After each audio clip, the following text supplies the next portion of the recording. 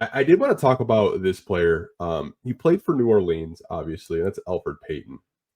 And I saw a lot of Pistons fans this past week talk about him. Obviously, he's been in the league for quite some time. I was very shocked to see that he's already 30.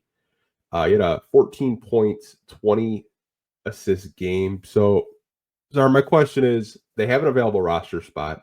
I'm sure you've talked with fans or even your friends about the backup point guard debates. Do you think he would be a good fit with the Detroit Pistons?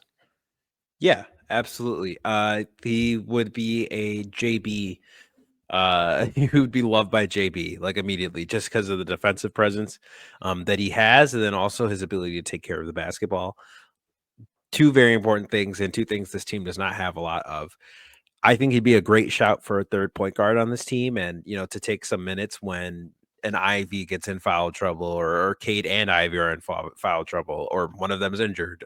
Knock on wood, they're not, but you know, in those scenarios, I think Elfrid Payton would be great for the Detroit Pistons, and I think he'd be a good fit culturally as well.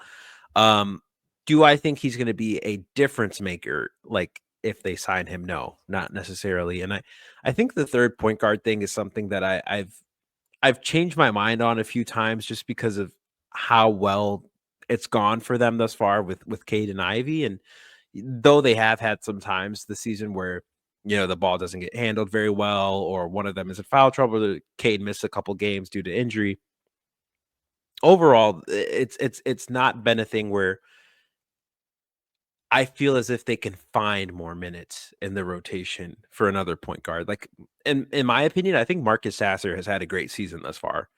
He's had really limited minutes, and I thought he's actually, and I've been someone who's been an advocate of his game, but I've also been one to say I don't believe he's a point guard, right? Like I believe Marcus Sasser is a scoring guard. With that being said, I think he's actually not done bad in the point guard minutes he's gotten thus far, and I think he might be the answer to those minutes if they do continue to choose to give him them. And I think the offensive scoring that he provides is really, really important. He's been a part of a lot of runs, like him and Stewart.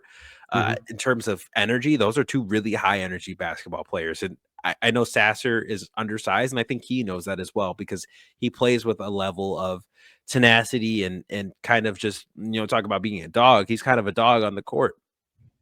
I feel like he's someone that could use a little more looks.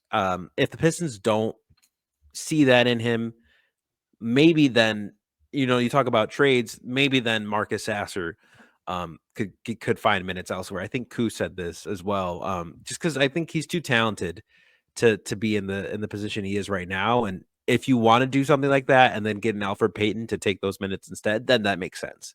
But as currently constructed right now, it's like when a player like Marcus Sasser is not even cracking the rotation, Elfrid Payton is a great break in case of emergency type of player. But I think you would want to find some minutes for him on the team, and I don't know if that's possible right now. Yeah, even if like he doesn't get minutes, but just kind of being like a secondary voice, kind of like what Taj Gibson did last year, where Taj wasn't playing a whole lot, but it's just another veteran voice because he's been around the NBA for quite some time. He's played for multiple teams. I think him as just a facilitator, definitely in the half court, I think would really help this team. But I get your point with Sasser because in limited minutes this year, he has produced.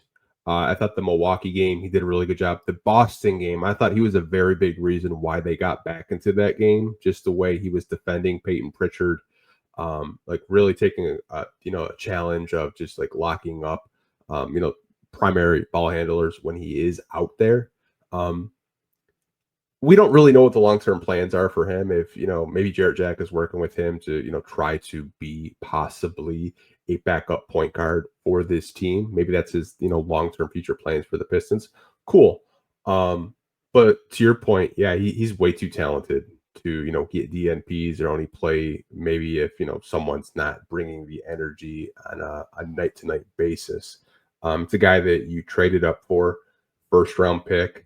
Flirted with a 50-40-90 season in his rookie year, which is really, really hard to do as a rookie.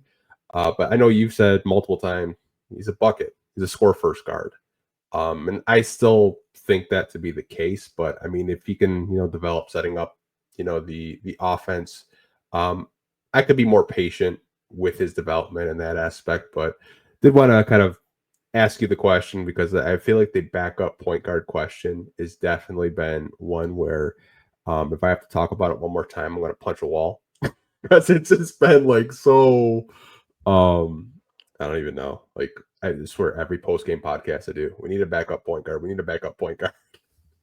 No, it needs to be addressed, and like there needs to be a viable answer for it. It's just who it is really is the question. Yeah, I mean, like we talked about, like if you were to get a Malcolm Brogdon, for example, like obviously that's a clear upgrade as a backup, and I think he's a player that could actually like really help Cade Cunningham because they kind of play similar. But I mean, like maybe if you get a guy like that coming into a building that has played for good teams like Boston, he's on a rebuilding team right now. Maybe he doesn't really care if he doesn't get playing time all the time, but he could be a vet to help the young guards like Jaden, Ivey, Marcus Sasser, and Cade Cunningham. Absolutely. But again, you never really know with that last roster spot what we're going to do with it. We could just not fill it at all, and we drove ourselves crazy for a whole year.